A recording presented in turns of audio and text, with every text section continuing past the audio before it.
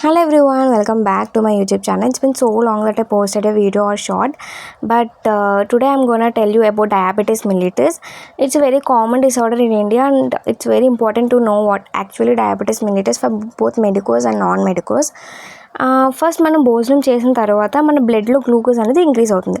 So ఎప్పుడైతే మన బ్లడ్లో గ్లూకోజ్ ఇంక్రీజ్ అవుతుందో ప్యాంక్రియాస్ అనేది ఇన్సులిన్ హార్మోన్ అనేది రిలీజ్ చేస్తుంది. సో ఇన్సులిన్ హార్మోన్ ఫంక్షన్స్ ఏంటి అంటే అది బ్లడ్ గ్లూకోజ్ లెవెల్స్ని డిక్రీజ్ చేస్తుంది అండ్ ఆల్సో ఇది బ్లడ్లో ఉన్న గ్లూకోజ్ని సెల్స్లోకి పంపిస్తుంది అనమాట. సో అసలు బ్లడ్లో ఉన్న గ్లూకోజ్ సెల్స్లోకి ఎట్లా పంపిస్తుంది, అసలు ఎలా పంపిస్తుంది అంటే ఈ ఇన్సులిన్ ఏం చేస్తుంది, ఎప్పుడైతే మన బ్లడ్లో గ్లూకోజ్ అనేది ఇంక్రీజ్ అయిపోయింది, ఇది రిలీజ్ అయిన వెంటనే ప్రతి ఒక్క హార్మోన్కి కొన్ని టైప్స్ ఆఫ్ రిసెప్టర్స్ అనేవి ఉంటాయి, స్పెసిఫిక్ ఉంటాయి. సో ఆ స్పెసిఫిక్ రిసెప్టర్తో ఈ హార్మోన్ అనేది బైండ్ అవుతుంది. సో ఈ హార్మోన్ బైండ్ అయిన వెంటనే ఎప్పుడైతే హార్మోన్ రిసెప్టర్ కాంప్లెక్స్ అనేది ఫామ్ అయిందో వెంటనే GLUT24 ట్రాన్స్పోర్టర్ అనేది రిలీజ్ అవుతుంది. సో ఈ GLUT24 ట్రాన్స్పోర్టర్ అనేది ఏం చేస్తుందంటే ట్రాన్స్పోర్టర్ అంటే నేమ్లోనే తెలిసిపోతుంది. ట్రాన్స్పోర్ట్ అనేది ట్రాన్స్పోర్ట్ చేస్తుంది. సో ఏం ట్రాన్స్పోర్ట్ చేస్తుందంటే బ్లడ్లో ఉన్న గ్లూకోజ్ని సెల్స్లోకి అనేది ట్రాన్స్పోర్ట్ చేస్తుంది అనమాట. సో ఇది ట్రాన్స్పోర్ట్ చేసిన తర్వాత ఈ గ్లూకోజ్ అనేవి సెల్స్లోకి వెళ్ళి సెల్స్లో glycolysis, Krebs cycles and ETC జరిగి మనకి ఎనర్జీ అనేది ఏటీపీ ప్రొడక్షన్ జరిగి ఆ ఏటీపీ అనేది ఎనర్జీ కింద స్టోర్ అవుతుంది. సో అట్లా మనకి ఎనర్జీ అనేది ప్రొడక్షన్ అనేది జరుగుతుంది. ఎప్పుడైతే మనం ఫుడ్ తిన్నామో అప్పుడు ఈ ప్రాసెస్ అనేది జరిగి మనకి ఎనర్జీ అనేది వస్తుంది. సో ఈ డయాబెటీస్ మెల్లిటస్ వాళ్ళకి ఏంటి అంటే ఇన్సులిన్ హార్మోన్ అనేది రిలీజ్ అవ్వదు. సో ఇన్సులిన్ హార్మోన్ రిలీజ్ అవ్వకపోతే ఏమవుతుంది, లైక్ బ్లడ్లో ఉన్న గ్లూకోజ్ అనేది వాళ్ళ ఇంక్రీజ్ అయిపోతూ ఉంటుంది. సో వాళ్ళకి హైపోగ్లైసిమియా అంటే like there is overproduction of the glucose in the blood ఇదన్నమాట.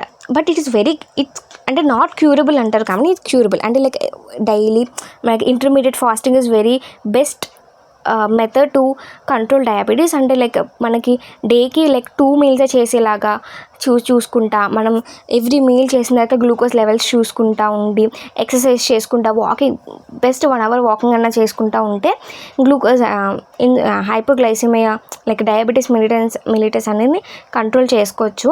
And also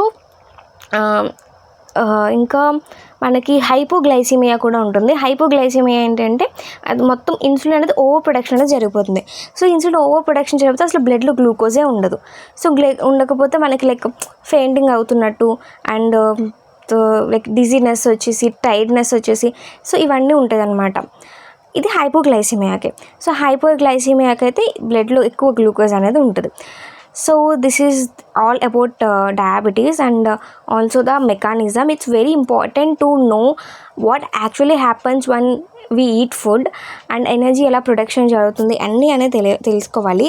so that is what the biochemistry is. So biochemistry అనేది లైక్ చాలా కష్టంగా ఉంటుంది. But when you understand what actually happens in our body like mechanisms అనేవి తెలిస్తే అంటే like ఇప్పుడు ఇది తిన్నప్పుడు ఏది రిలీజ్ అవుతుంది, ఇది రిలీజ్ అవ్వడం వల్ల ఏది ఇంక్రీజ్ అవుతుంది, లైక్ ఇవి తెలుసుకుంటే it's very easy. And and insulin ఇంకొకటి ఏంటి అంటే ఇది గ్లూకోనియోజెన్సిస్ జరగకుండా చేస్తుంది అనమాట. It inhibits gluconeogenesis. And gluconeogenesis అంటే బ్లడ్లోకి ఎక్కువ గ్లూకోనియోజెన్సిస్ జరిగితే ఏమవుతుంది, గ్లూకోజ్ అనేది ప్రొడక్షన్ జరిగిపోతుంది. సో ఇన్సులిన్ ఏంటి అంటే గ్లూకోనియోజెన్సిస్ జరగకుండా ఉండాలి కాబట్టి లైక్ గ్లూకోజ్ ప్రొడక్షన్ జరగకుండా ఉండాలి కాబట్టి అది గ్లూకోనియోజెన్సిస్ని ఇన్హిబిట్ చేస్తుంది.